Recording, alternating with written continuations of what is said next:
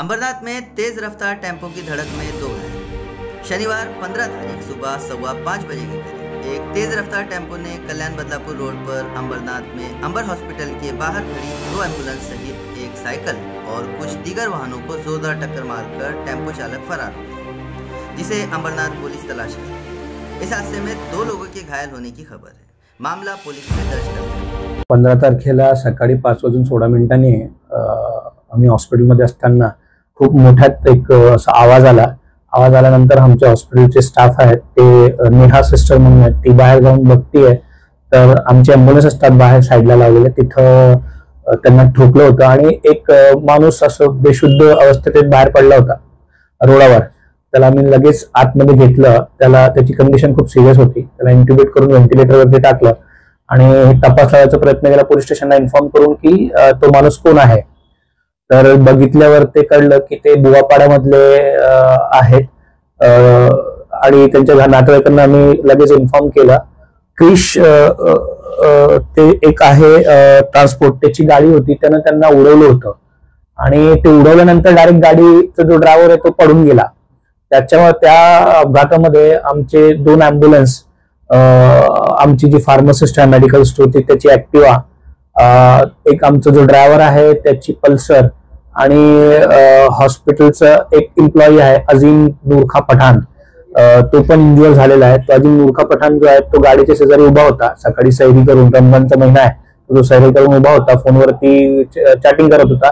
त्याच्या पण हाताला फ्रॅक्चर झालेले आहेत आणि बाकीचं आमच्या बाजूला एक बिर्याणीवाला आहे, त्याचं पण काहीतरी नुकसान त्याच्यामध्ये झालेलं आहे. 100% गाडीची स्पीड आणि तिथं ज्या पद्धतीने गाडी एंट्री करते, जर काही तुम्ही व्हिडिओ बघितलं तर हे क्लिअर कट आहे की तो हा क्लिअर कट केस जो आहे तो ड्रंक अँड ड्राईव्हचा आहे आणि त्याच्यामुळे त्याच्यामध्ये जे आहे ते एक अशा माणसाची जो सकाळी वॉकिंगसाठी जात होता सायकलवरती एक्सरसाइजसाठी, त्याला अनपेक्षित असा अपघात त्याच्यासोबत झालेला आहे. आम्ही तक्रार नोंदवली आहेत. आमची जी गाड्या आहेत ते एक गाडी नवीनच गाडी आहे, ती पूर्ण आता स्क्रॅप झालेली आहे आणि दुसरी जी एक गाडी आहे कार्डियक ॲम्ब्युलन्स, कारण आम्हाला आमच्याकडे इमर्जन्सी पेशंट असतात तर कार्डियक ॲम्ब्युलन्स असते, तर कार्डियक ॲम्ब्युलन्स जे आहे तिचं पण भरपूर नुकसान झालेलं आहे. आता ते आम्ही त्याची तक्रार ती अंबरनाथ पोलीस स्टेशन वेस्ट मध्ये दिलेली आहे. अंदाजे मला 5 ते 7 लाखाचं नुकसान हॉस्पिटलचं झालेलं आहे. जखमी व्यक्ती जो आहेत त्यांना मेंदूमध्ये भरपूर